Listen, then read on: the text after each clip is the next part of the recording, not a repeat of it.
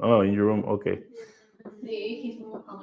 Well, I'm gonna start doing this.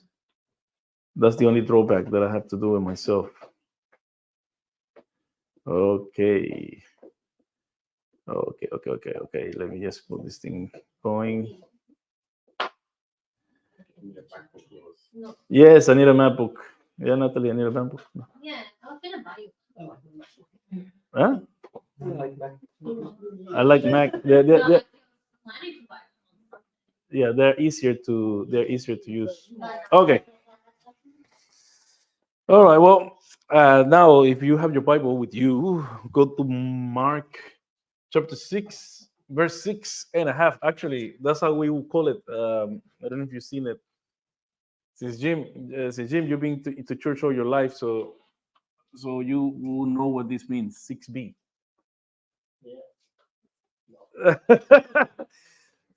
Yeah, the second sentence or the second part of the verse. 6a, and some people even go C or D. I said what? Yeah, because they break up so much. They break up the sentence so much. Yeah, 6. So he was amazed at the lack of faith, which is a very interesting way of ending the section. So he goes into the next section. Then Jesus went around teaching from village to village, calling the 12 to him. He began to send them out two by two. Two by two. This is bad. 2 by 2. You know that there's a quote. Yes. Yes. There's a quote named 2 by 2. There's a quote here in Australia. 2 by 2. I think it's also in UK and US, but there's a quote. You're talking about quotes. There's a quote. 2 by 2. They're evangelizing, but they think they're the only ones carrying the gospel. Nobody else carries the gospel. So yes. So there's a quote based on this verse.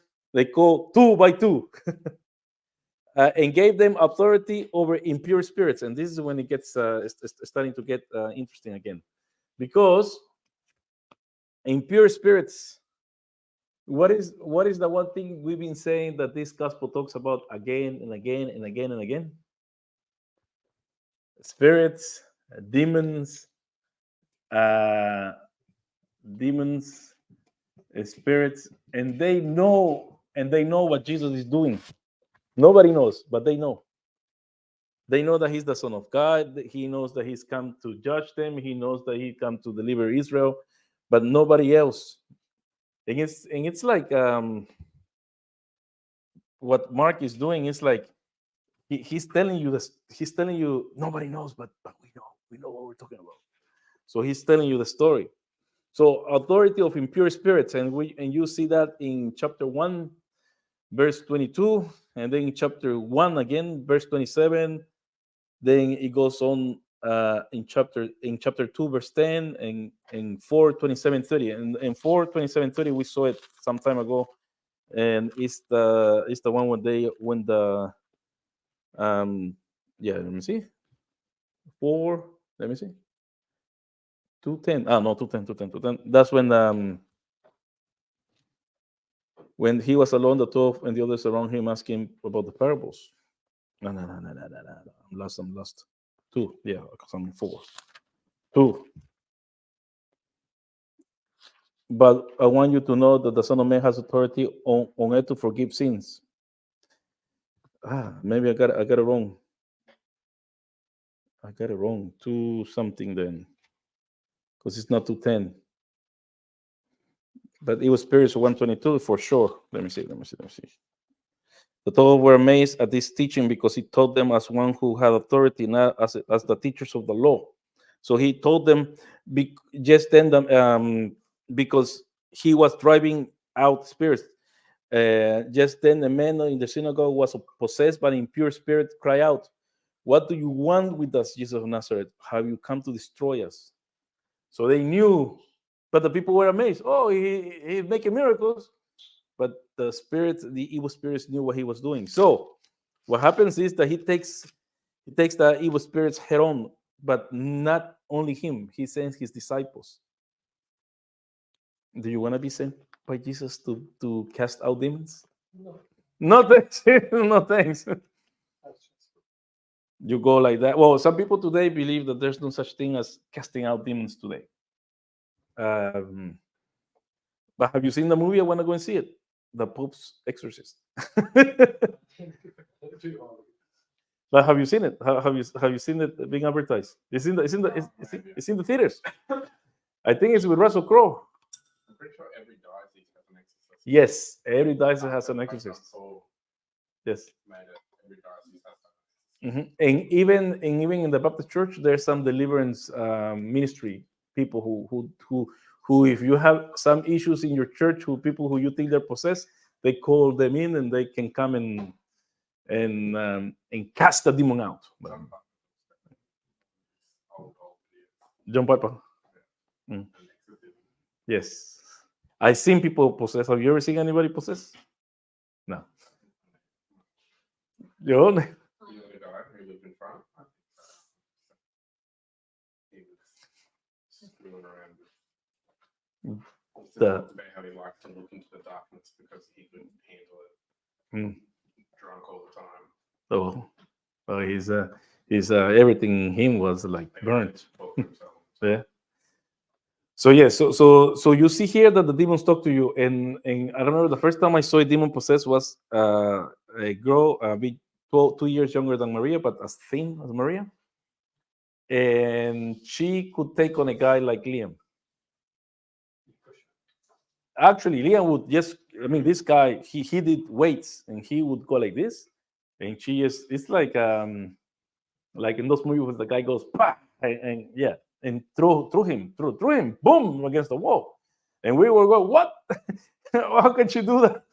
So she was possessed, and because she was being abused.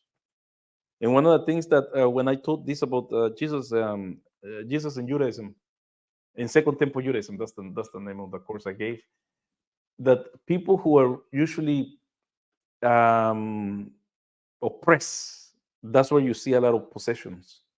Oppressed by the government or oppressed by even sexually oppressed, and any type of oppression that opens up for demons to go inside people. It's very interesting.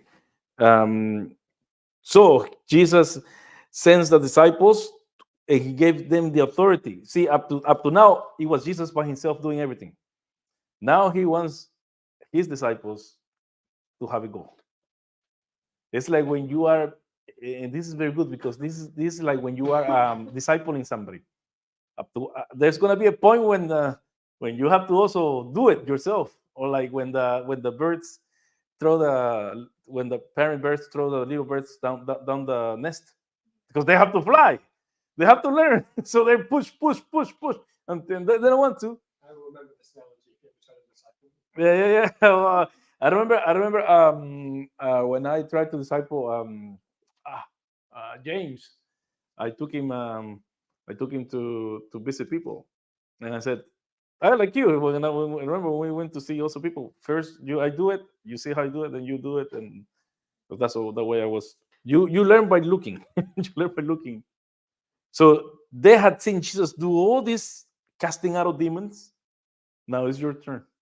So this is a flying solo, but he sent them 2 by 2, so at least they could help each other. But this is the interesting thing. These were his instructions: take nothing for the journey except stuff, no bread, no bag, no money in your belts. Wear sandals, but not an extra shirt. Whenever you enter a house, stay there until you leave that town. And if any place will not welcome you or listen to you, leave that place and check the dust testimony against them. They went out and preached that people should repent. They drove out many demons and anointed many sick people with oil and healed them. Okay, so what's going on? An extra shirt. So people in the past used to have 2 shirts. Like if somebody comes and see us, like see you are more a better more better well to do in all times because you have 2 things. All of us we're poor. Oh, Natalie also, because Natalie has a so people usually have two tunics. 2 tunics, one like this one, and the other one to roll it up and sleep if they don't have anywhere to sleep, because people wouldn't let you just, hey, can you let me go? Like, hey, do you have an extra room there? Like when you ask, hey, do you have an extra room? And you can I sleep there? People wouldn't do that. So what happens is that people will roll out their outer shirt. They how does it say there in chapter in verse verse 9, yes. To wear sandals and not to put on 2 tunics. 2 tunics. See, another tunic. So only 1 tunic. So these people were really going from town to town, really having faith that they were going to find a place to stay, or you wouldn't, or you'll be out in the cold. I mean, you'll be out in the cold, and I don't know if you ever slept outside. I don't know. You camping, yeah. But you were comfy in your yeah in your sack, or what do you call it? Sleeping bag. Yes. You? When I go camping, I have a spot. Yeah. So you put it up, and so you don't you don't sleep under the elements, but you have a roof, some sort of roof. Yeah, civilized person. Well, I don't. I just watch the sky. So anyway, so people used to sleep like that. so people used to sleep like that, and Jesus is asking a lot from them, because he's telling them not to take no bread. Even when we go to the other side to see Amanda, my older daughter, we take something like lollies or something so I can drive. It's an hour and 20 minutes, so I don't go to sleep. Huh? Officer. Well, I used to drive 3 hours nonstop to all the way to New South Wales. So we take something to eat, but these people are not going to do that. No bag. Don't you find yourself sometimes you need a bag for something in the car, or even when now that they don't give bags the shop, you have to pay for them. So no bag. So some people today go outside to the shops in faith. Yeah. 10 cents, 50 cents. No money in your belt. No money. You don't take any money. And we're not talking about people going overseas. We're talking about people going local. Galilee will be as big as what? As Wyndham? Yeah, well, small. Yes. So they're just going around lake, the lake, and they don't have to have money. Wear sandals. Well, I'm wearing sandals. So I'm very biblical tonight. Yeah, yeah, slippers. They're Uggs.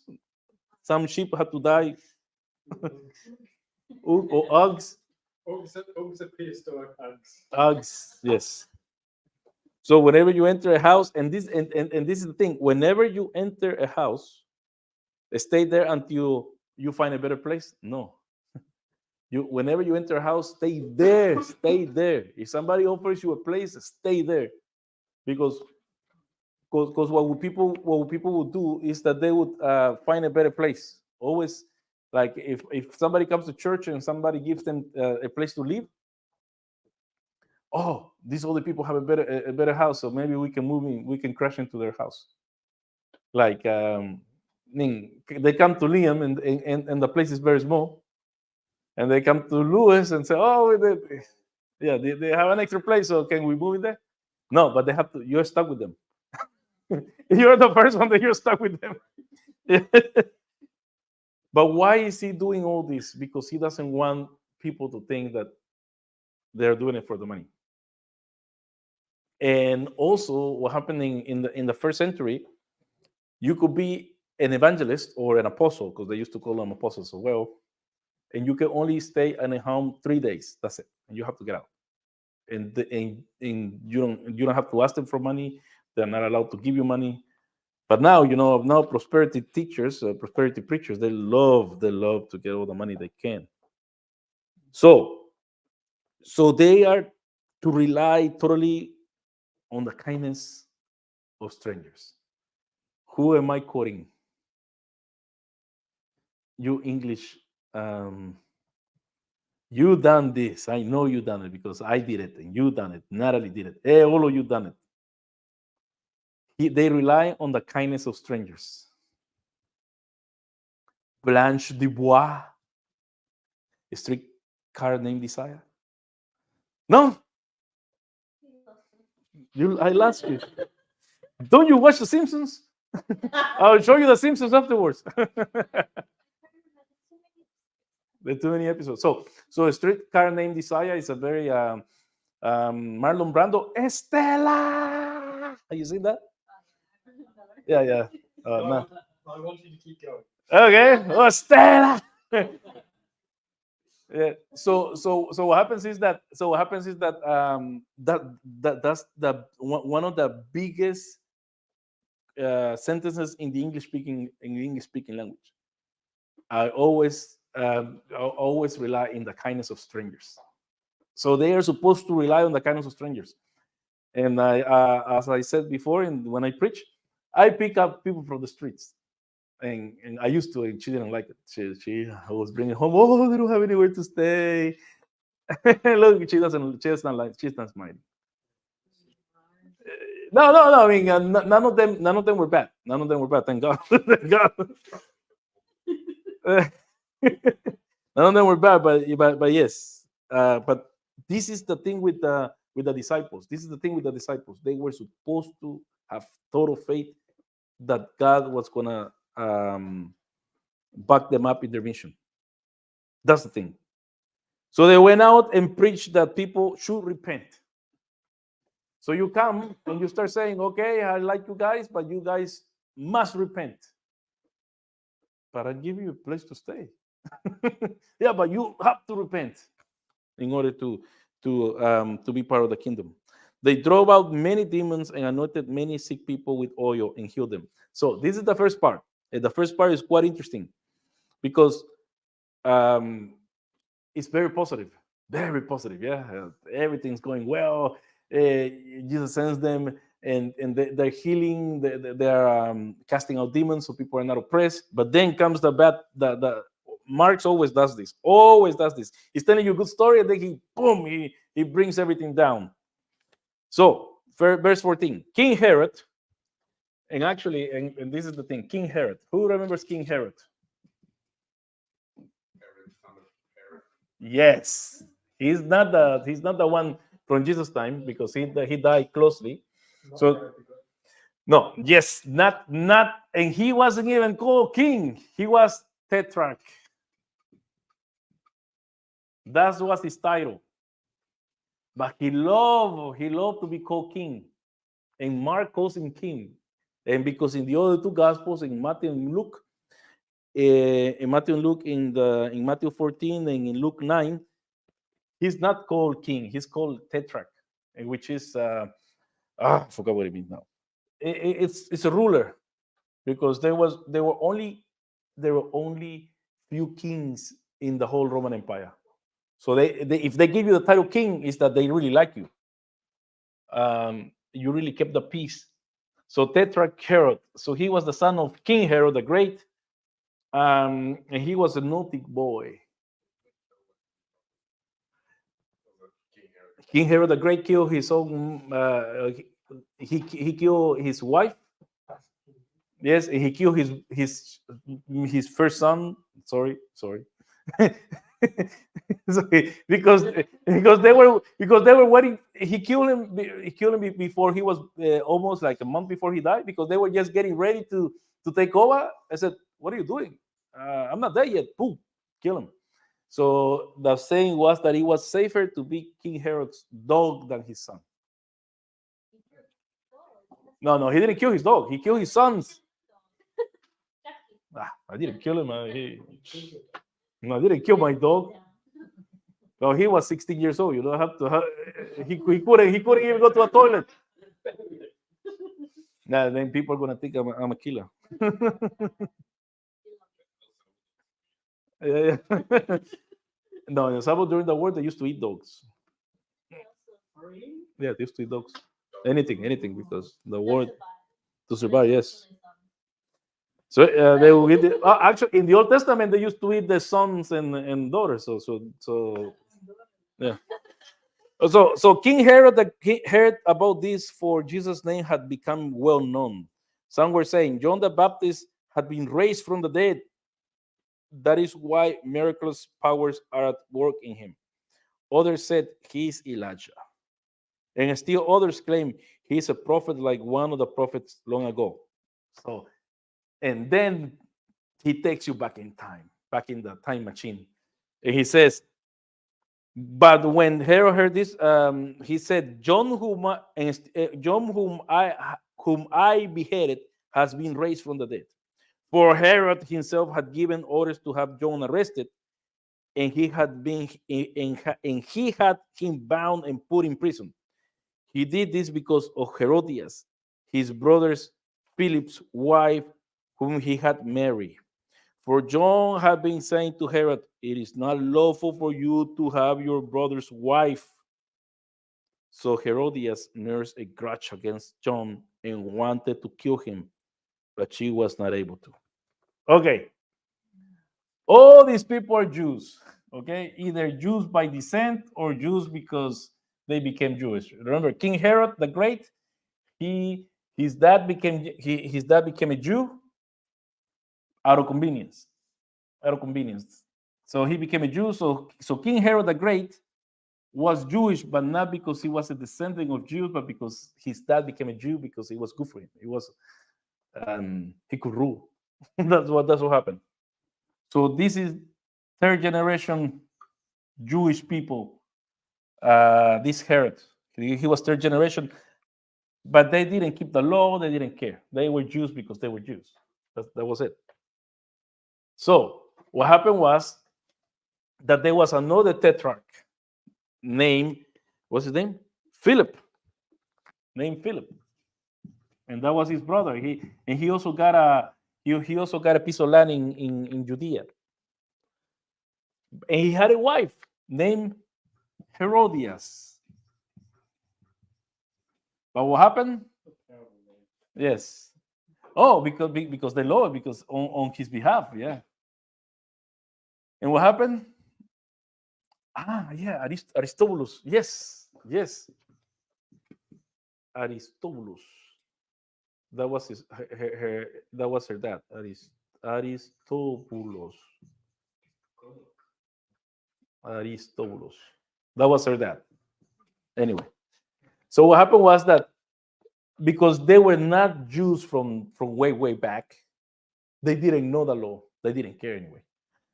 So you can marry your sister-in-law if this guy dies, but he was still alive. So King Herod the Tetrarch married her. So in Leviticus 18:16,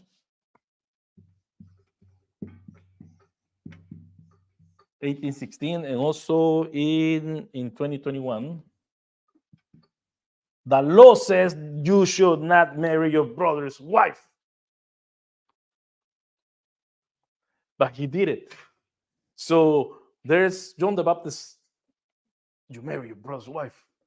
Imagine he gets out of the palace and he's going around Judea and he's like, hey, you marry your brother's wife. What's going on? And Herodias, she was around at this time she was around 40. So they were not young people. They were, yeah, she was age. So, but she had a grudge against young. He was around 30 years old around this time. So she was buying her time. He says, so Herodias nursed a grudge against him and wanted to kill him, but she was not able to.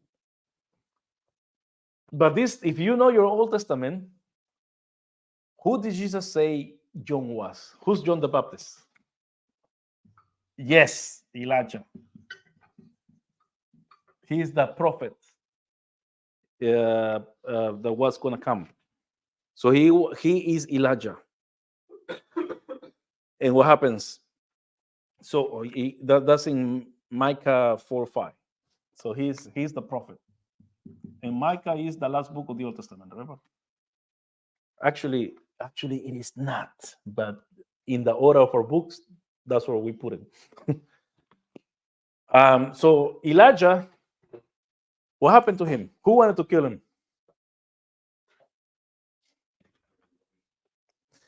There were two people. They were a king and his wife who wanted to kill Elijah. Yeah. The ones that got killed by burns. Ahab, yes, Ahab, and you love this name because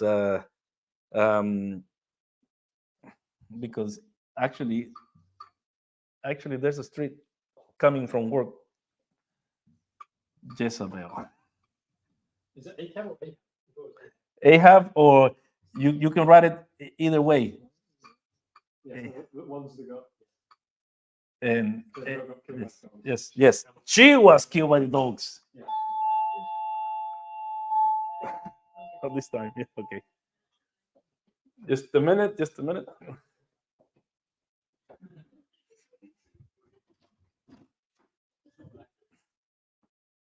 Come in. Hello, are you by yourself? Okay. Sorry, the YouTube people, but I had to open the door because no, my children. Okay. Yes. So we have visitors today.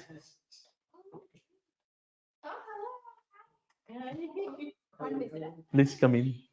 Yes. Oh, you see, you. More people.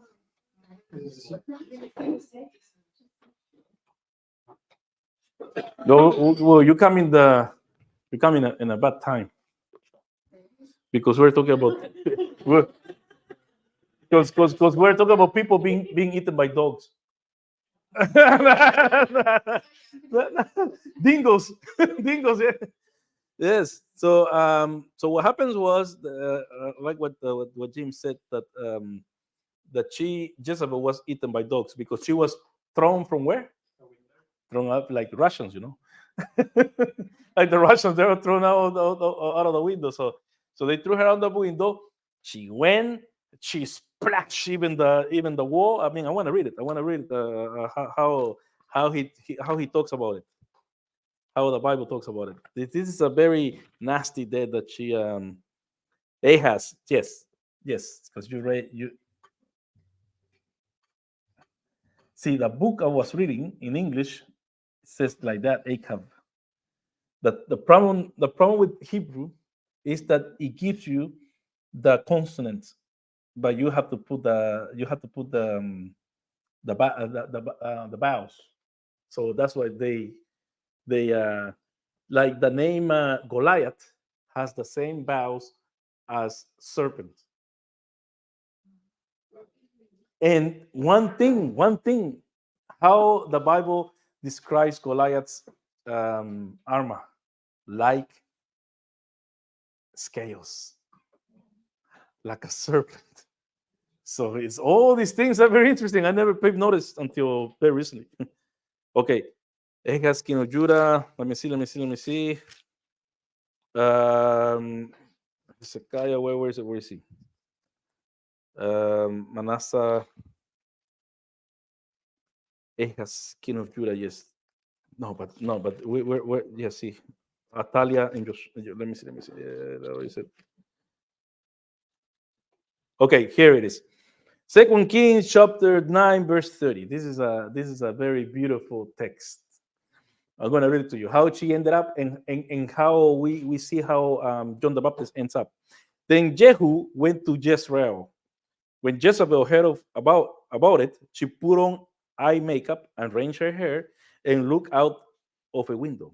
As Jehu entered the gate, she asked, "Have you come in peace, you Simri, you murderer of your master," because he has killed her husband.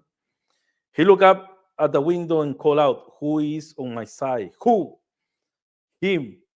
Who? 2 or 3 eunuchs looked down at him. Throw her down, Jehu said. So they threw her down, and some of her blood spattered the wall, the wall and the horses as they trampled her underfoot. So that was a nasty death. Jehu went in and ate and drank. So he has killed has somebody killed? I'm hungry. See, when you read this thing, you're supposed to ask yourself, you just ordered somebody to be killed. It was such a nasty fall. All the blood went all over the place. And the first thing you said, Jehu went in and ate and drank. Yeah, Game of Thrones, yeah. So see, you don't need to see the series. You just need to read this, and it's going to be interesting. Take care of that cursed woman, he said, and bury her, for she was a king's daughter. But when they went out to bury her, they found nothing except her skull, her feet, and her hands. They went back and told Jehu, who said, this is the word of the Lord that he spoke through the servant Elijah the Tishbite on the plot of ground as Jezreel. At the plot of ground at Jezreel's dog will devour Jezebel's flesh. Jezebel's body will be like dung on the ground in the plot of Jezreel, so that no one will be able to say, this is Jezebel. So what happened when they went out and they found the skull? So the dogs ate all the flesh out of them. And the feet, the hands and the feet. So that's how she ended up. And they tried to kill Elijah. So you have a weak king and a strong woman. Again, you have Herod Tetrarch, strong king, and Herodias. A weak king and Herodias, the strong woman. And what does she want? So let's go back to a story. We're in chapter 6, Sarah, verse 10, verse 20. 6:20. 6:20. Mark, yes. 6:20. Because Herod feared John and protected him, knowing him to be a righteous and holy man. When Herod heard John, he was greatly puzzled, yet he liked to listen to him. See, he was puzzled because he didn't know the law. Anyway, like I said. Yes. Finally, the opportune time came. On his birthday, Herod gave a banquet for his high officials and military commanders and the leading men of Galilee. So he was a tetrarch of Galilee. That was his turf. Galilee. What is? Galilee. Okay, Galilee. So he was from Galilee. When the daughter of Herodias came in and danced, she pleased Herod and his dinner guests. And this is where it gets weird because it's very sensual. Did he get excited about it? Yes. No, his stepdaughter. A niece and a stepdaughter. A stepdaughter and niece. So, and he got excited about it. And we know her name because Josephus tells us about her name. I put here Josephus' Antiquities of the Jews, chapter 18, verses 116 to 119. But anyway, if you want it later, I can give it to you. So she danced. She danced in front of not only her stepfather and her niece and her uncle, but in front of who? Of the military commanders and the leading men of Galilee. When the daughter of Herodias came in and danced, she pleased Herod and his dinner guests. All were men. So what was this young girl doing in front of all these men? So Josephus hints that she was under 20. So all these guys were all men, and they, and she was dancing, and she was just not dancing like maybe lambada or something. No, thank you. Can I show you out? No, you have to look at this. We look afterwards. We can look at those movies, Jesus movies on YouTube. but so when you read this, you have to. It's good that Jim brought this out. it wasn't just a dance. No, it was a sensual dance. And these people were drunk. Yeah, it was a creep. The king said to the girl, ask me for anything you want, and I'll give it to you. And he promised her with an oath, whatever you ask, I will give you up to have my kingdom. Yeah. Yes. Just like when Erica didn't have to do anything for I to promise her half my kingdom. All she had to do was to cook. I remember the first time I went to eat at her house, it was fish. You and your dad were doing. Yeah. Yeah. Oh,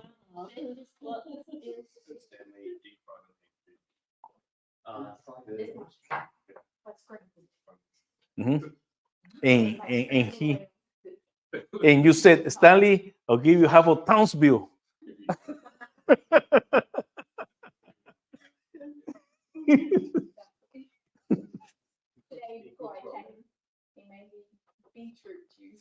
Ugh. Mm. So romantic. Stanley is such a romantic man. Hello, John the Baptist. How are you? See, I'm having people watching.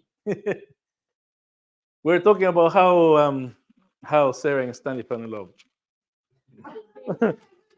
No, but then you mentioned Stanley and how creepy Tetrarch Herod was also in love with his own niece with beetroot juice. Yuck. Anyway, Lord Kyrie liaison. Lord have mercy. Anyway, no. So she went out. So what happened? So she promised after Sarah promised Stanley half of Townsville. After Salome, remember her name was Salome. This girl's name was Salome because Josephus. So this is a historical thing. Josephus tells us, and Josephus was a Jew who was a historian. Yeah, he was first fighting against the Romans when the Romans came to destroy Jerusalem. I don't know if you know this story, Jim. I don't know if you remember. You remember the story, but because I said it before. So what happened was that he was fighting against the Romans. It's funny. It's a funny story because he was fighting and he had a commander under him, and they didn't like each other. So what happened was that he took another command and he went away. So they were surrounded by the Romans, and they said, "Okay, they're gonna kill us." And because the Jews didn't like to be killed by Romans because they were going to be crucified, he said, "Okay, let's kill each other. Let's suicide because we're not going anywhere." So he waited until he was the last one. And when he was the last one, he got out of the cave and said, "Oh, I give up. And he prophesied to Titus that he was going to be an emperor. So he said, so Titus said, "Oh, you're gonna be, just stand aside and you're a prophet, you're a Jewish prophet." And he did become. So that's why his name is Flavius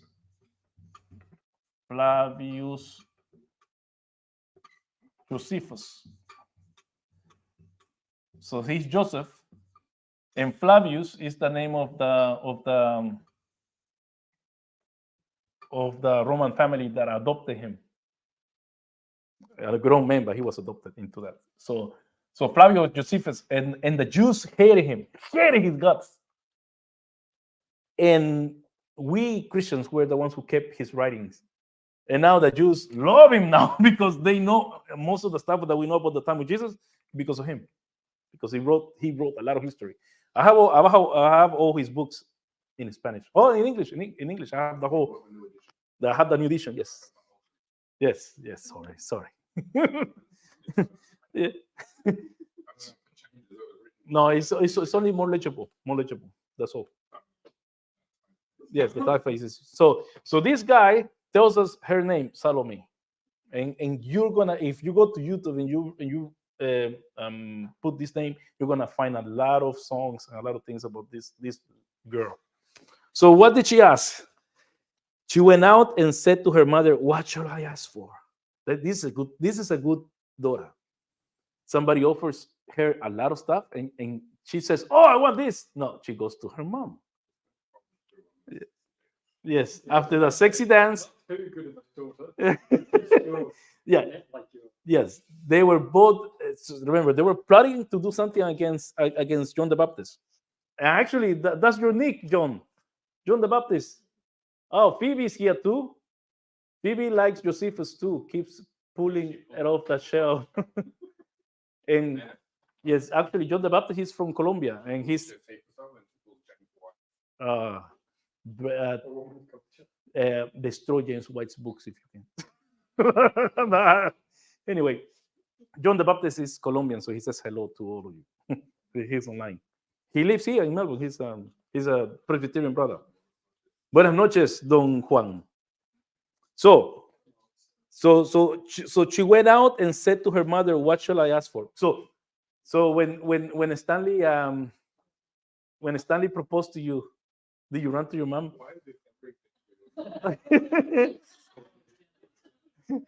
So Stanley said, if you marry me, I will give you half of India. And you, all right, okay. All right, well, something like that. Oh, that's nice. That, yeah, don't worry. He didn't own it. He didn't own it. And you know what's the story about the story behind the Taj Mahal? You know, Sarah. How many kids did she have for him? Like 12? I don't remember the full story, but I'm pretty sure he killed the wife. No, he didn't kill it. Stanley told me that it's actually. That's the real story. Well, the romantic story is that. That's a nice story. Yes. But then there's the true story. Yeah. All right. You know the nice story. Well, the nice story is that they had like 13 kids, and after that, she had another kid and she died. And he was in such pain that he had to build this monument for his wife. We have different definitions of nice. Yes. So I don't know if he. Apparently, he loved her because she gave her a lot of kids. So apparently, people. Yes, they were Muslims. They were not Hindus. So I don't know. I don't know what Stanley's been reading, but I heard this from a Taj Mahal scholar. So I don't know. Yes. Go. No, but see, Sarah. Yeah. I don't know. Now I put doubt into your head. Sorry. Okay. So she went out and said to her mother, "What should I ask for? The head of John the Baptist." She answered. But listen, the mom only said the head of John the Baptist. And listen to what she said. What she comes back and she says to Herod, "Are the ones that grow hairy." Oh man, I like this. These are the only things I like about this girl. She obeyed her mom. Are the ones, are the ones that grow hairy into the king with the request, "I want you to give me right now, not tomorrow, not in a week's time, right now, the head of John the Baptist on a platter." On a platter.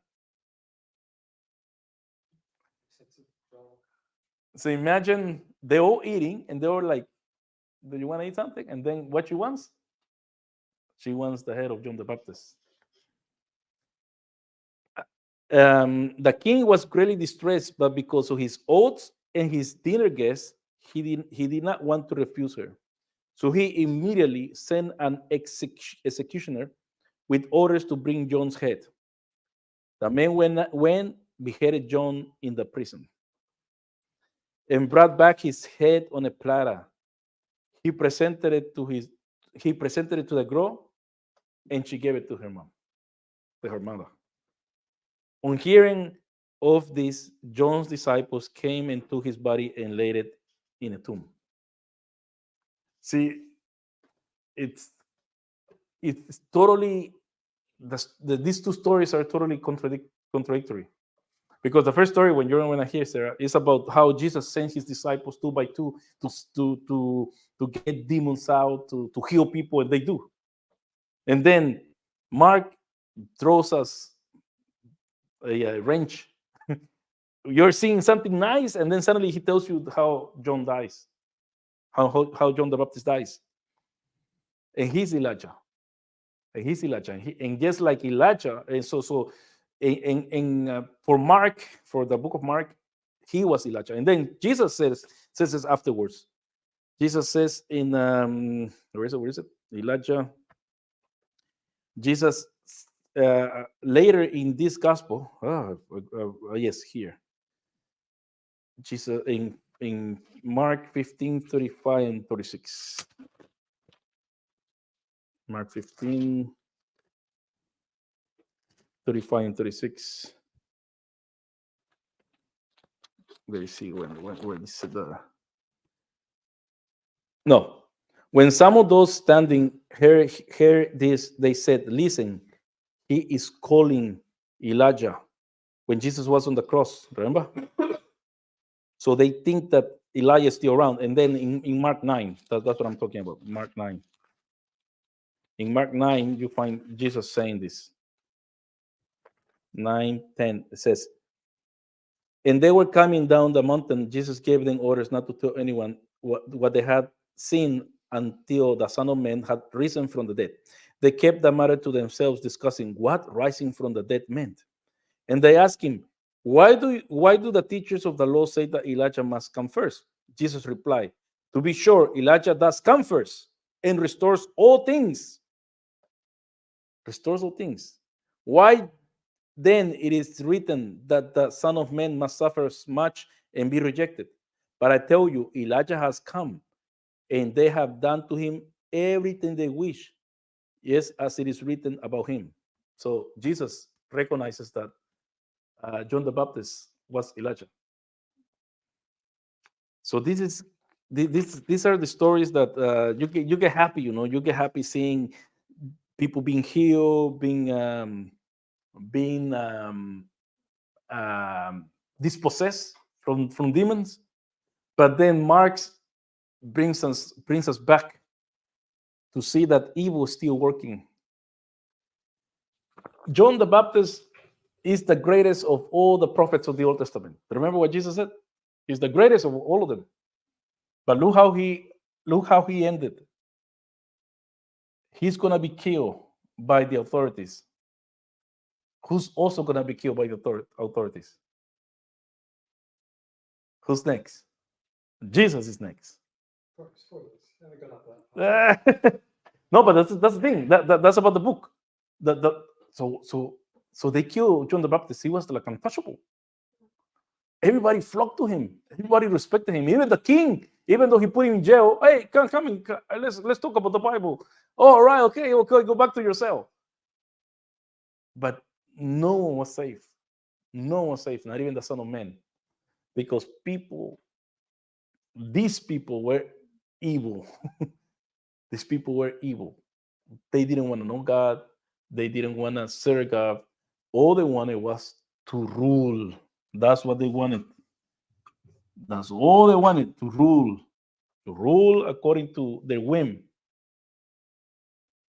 And these people, John the Baptist, Jesus, they destroy the rule. They don't let them have their way. So they must get rid of them. So the book of Mark is written to a church that is being persecuted, and to the church today.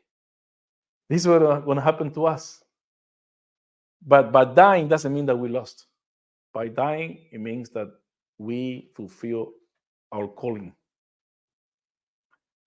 So maybe we don't like the end, but as long as we fulfill our calling, everything will be all right. It's a call to be a disciple. Discipleship doesn't mean that you are casting demons, that you are, I don't know if you've seen those things when Benny Hinn, those videos of Benny Hinn going like that, and people are starting to I don't know, have you seen them, Jim? And they even show like thunder coming from his hands. Everybody yeah. Well, let me tell you, I believe that sometimes God does that. Sometimes people need that. Sometimes sometimes, because I seen people, I heard testimony that people get healed. We make fun of it, and some people even. The first time I spoke in tongues when I was 13 years old, I started going like this and like this, and I said, "What's going on with me? What's going on?" But that experience, in my experience, that really helped me to grow, to grow. Some people don't need that. But the thing is that by doing those things, and I was being oppressed. Actually, I was being oppressed by my the people I was living with. They were always telling me I was dumb, that I couldn't do anything, that I was gonna. They told my mom that I was gonna be a drug addict, that I was gonna be maybe have kids all over the place. But hearing that every day, every week, you being oppressed, and when I spoke in tongues, it was like nothing, nothing did anything to me anymore, because I knew that God had done this with me, and it didn't matter if my uncles or my auntie in this and my godmother in this case said that I was going to be the worst, because I knew that God had touched me, and I was special because God touched me. So God did what He had to do with John the Baptist. It was time for him to go, but God did His work through him. He finished his work on earth, what He was supposed to do. The disciples are also doing their work, casting out demons, healing people. And what happened to the disciples, to the 12 disciples? They all died as martyrs except one, John. So you see, he's preparing, Mark is preparing the people to see it doesn't matter if you die, as long as you do what you've been called to, which is, we always want to end up like on a high note. Yes, I die an old man or old woman in my bed, surrounded by my kids, saying goodbye. Sometimes these people didn't die like that. Remember Peter, upside down, Thomas, the one who didn't believe. Yeah, well, they opened here in India. Yeah, in India, and they put salt. Imagine that. Who else? James in the Book of Acts. They kill him. Who else? Paul. Yes, Stephen stoned to death. And he was doing great miracles in the midst of people. So you can do miracles. You can do things. People see them, but they don't care. They want to kill you. They want to kill you. They can see Herod. Herod saw that that John was a man of God, but hey, sorry, I promised somebody that I was going to kill you, so I'm going to kill you. So don't think that because we are God's people, we're going to be spared. But be assured that because you were faithful, the Lord will resurrect us to glory. Amen. That's the punch. Because remember, the Romans didn't believe that. Some Jews, like the Sadducees, didn't believe in resurrection. The Greeks didn't believe in resurrection. For the Greeks, it was crazy talk. Only some Jews and the Christians, we believe in the next life. All right. Okay. Thank you, those who have been here. Thank you, Zoe. Thank you, John. I will see you next time.